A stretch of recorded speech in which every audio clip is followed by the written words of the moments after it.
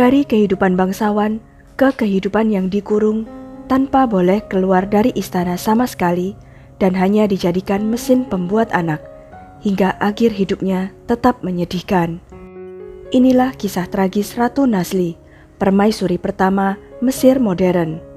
Bagaimana kisah lengkapnya?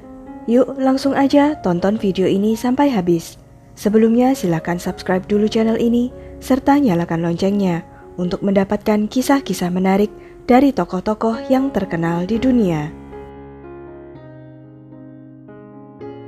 Nasli lahir pada tanggal 25 Juni 1894 dalam keluarga aristokrat campuran Mesir, Turki, Yunani, dan Prancis. Ayahnya adalah Abdur Rahim Sabri Pasha, Menteri Pertanian dan Gubernur Kairo, serta ibunya adalah Taufika Khanum Syarif. Nasli memiliki saudara laki-laki Syarif Sabri Pasha dan saudara perempuan Aminah Sabri. Latar belakang Nasli memaparkannya pada kekuasaan dan kemewahan sejak usia muda. Kakek buyutnya adalah Sulaiman Pasha, yang lahir sebagai Joseph Save, salah satu komandan militer Napoleon Bonaparte. Ia juga adalah cucu dari pihak ibunya, Mayor Jenderal Muhammad Syarif Pasha, Perdana Menteri dan Menteri Luar Negeri yang berasal dari Turki. Para bangsawan di Kairo menginginkan pendidikan terbaik untuk anak-anak mereka. Begitu pula dengan keluarga Nasli. Ia pergi ke sekolah Prancis di Kairo dan kemudian ke sekolah menengah Prancis di Alexandria. Nasli masih sangat muda ketika ibunya meninggal, dan tepat setelah itu ayahnya membawa ia dan saudara perempuannya ke sekolah asrama di Paris. Setelah ia kembali dari Paris, Nasli harus menghadapi kenyataan yang mengerikan. Pernikahan. Ayahnya memerintahkan ia untuk menikahi sepupunya yang bernama Khalil Sabri. Tentu saja hatinya tidak cocok, tetapi ia tidak punya pilihan selain setuju, dan ia hampir langsung menyesalinya. Setelah hanya 11 bulan bersama, pasangan itu tidak tahan lagi dan bercerai. Segera setelah pernikahan pertamanya hancur, ia akrab dengan Saed Saklul yang memiliki koneksi baik, keponakan dari pemimpin nasionalis Mesir, Saad Saklul. Menurut rumor yang beredar, Nasli dan Saed sangat jatuh cinta. Mereka berkomitmen untuk menikah satu sama lain. Kemudian bencana melanda. Keluarga Saed mendapat kecaman dari pemerintah Inggris karena pandangan radikal mereka tentang kemerdekaan, dan dalam sekejap, kekasih Nasli diasingkan ke Malta. Menjadi seorang wanita muda yang menarik, Nasli menarik perhatian semua orang ketika ia keluar. Ia cantik dengan rambut hitam dan mata besar yang teduh. Gaya serta sosoknya juga membuatnya sulit untuk diabaikan. Tidak butuh waktu lama baginya untuk menarik perhatian pria. Nasli senang pergi ke opera. Ia sedang menikmati pertunjukan di Kairo suatu malam ketika takdir memutuskan untuk bertemu dengan Sultan Fuad yang kemudian menjadi Raja Mesir. Ia berada di pertunjukan yang sama, tetapi lebih asyik menonton Nasli daripada pertunjukan. Tidak seperti suami pertama Nasli dan kekasihnya yang malang Saed, Fuad adalah pria berpengalaman di dunia. Ia sudah pernah menikah sebelumnya juga, dan ia 25 tahun lebih tua dari Nasli. Fuad menginginkan istri baru secepatnya, jadi pernikahan kerajaan mereka berlangsung kurang dari 2 minggu setelah ia melamar. Meskipun pernikahan mereka terburu-buru, tetapi digelar sangat megah dan upacaranya berlangsung di Istana Bustan yang mewah di Kairo. Nasli mungkin dipenuhi dengan bayangan kehidupan yang bahagia dan nyaman sebagai ratu, tetapi yang terjadi tidak sesuai dengan angan-angannya. Pernikahan pertama Fuad dengan putri Shifakyar telah berakhir sangat buruk, melampaui perbedaan yang tidak dapat didamaikan.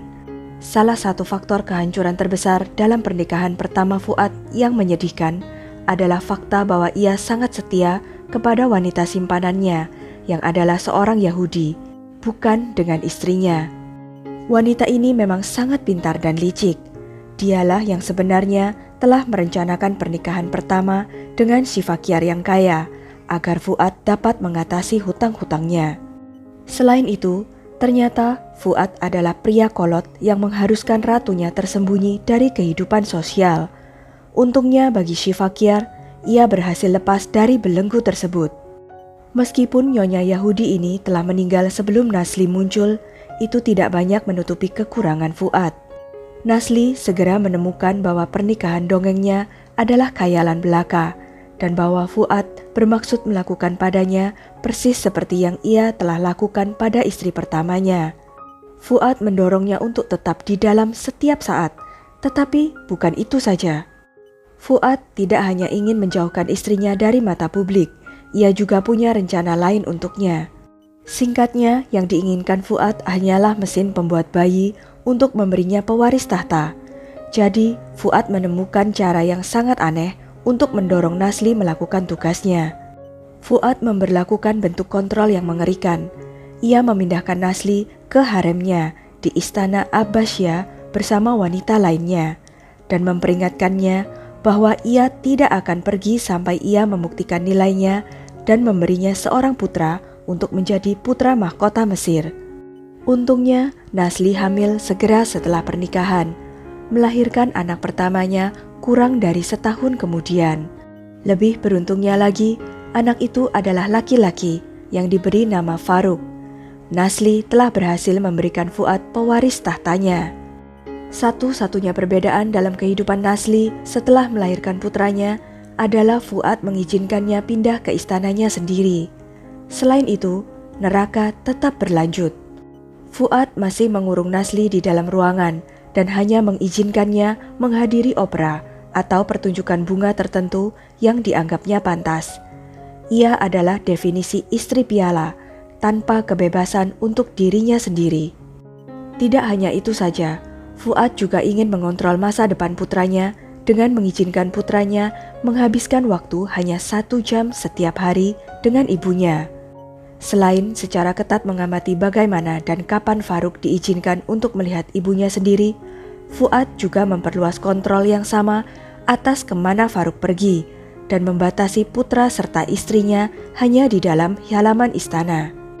Tidak mudah bagi Nasli untuk tunduk dalam kurungan suaminya.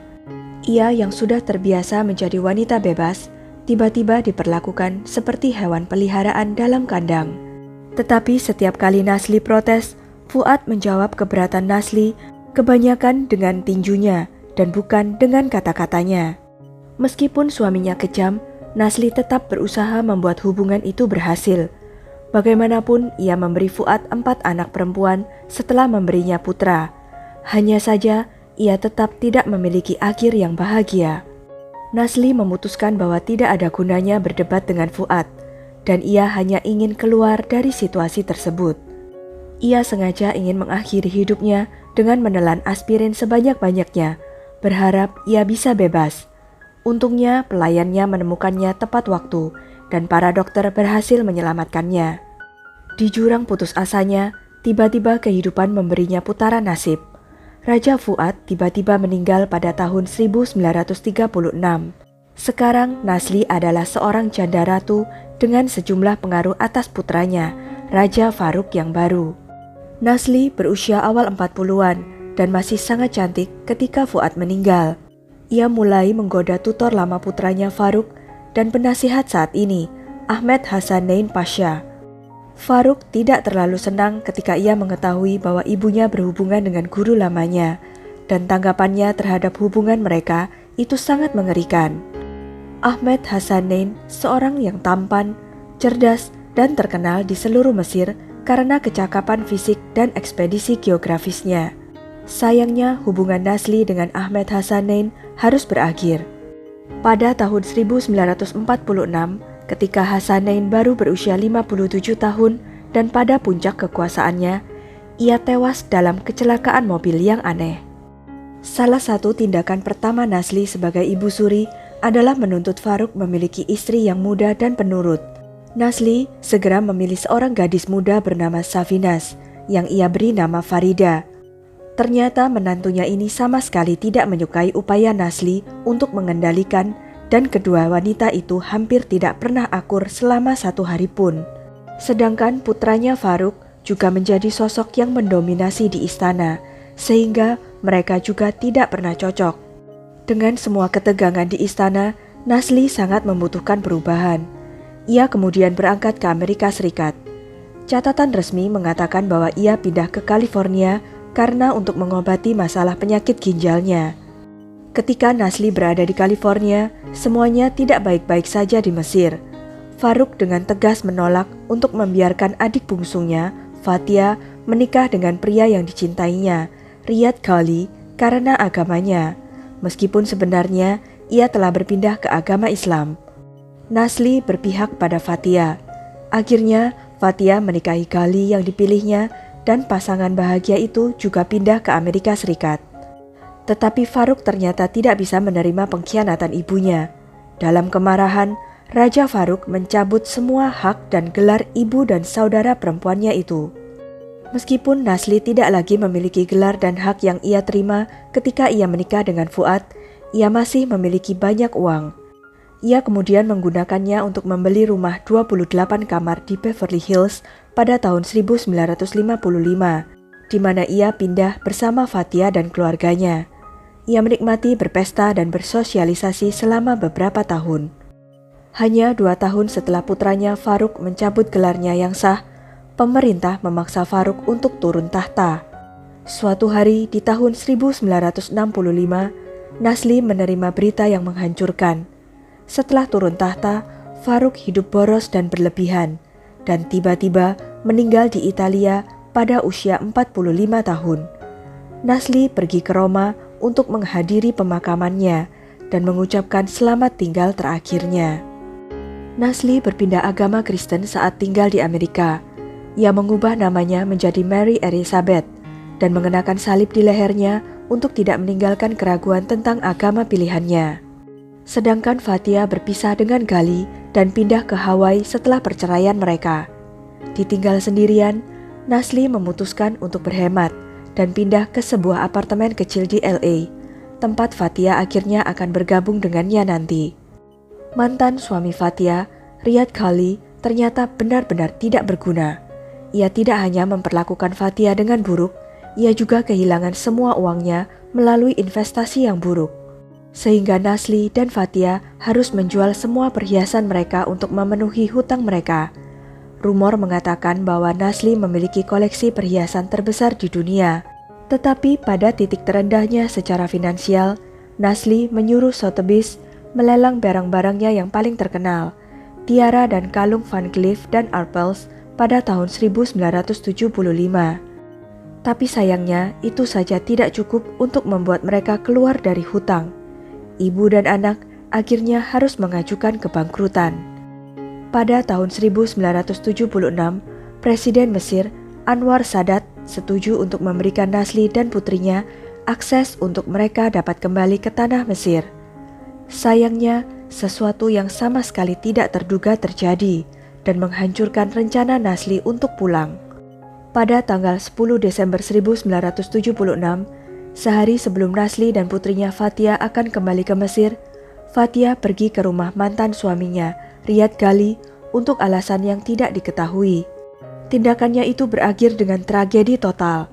Ia menemukan Ghali mabuk dan tidak dapat menerima kepergiannya. Kemudian Ghali melepaskan pelurunya 6 kali kepada Fathia. Dalam sekejap, hidup Fathia berakhir. Setelah kematian Fathia, Nasli tidak pernah kembali ke Mesir, walaupun 2 putrinya masih ada di sana.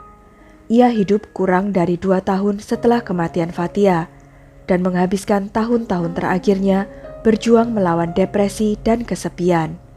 Nasli akhirnya meninggal pada tahun 1978 pada usia 83 tahun di Los Angeles, California. Itu adalah akhir yang memilukan dari kehidupan Nasli. Sekian kisah dari Ratu Nasli. Jangan lupa untuk klik like, share, subscribe, dan komen ya. Sampai jumpa lagi di video-video selanjutnya.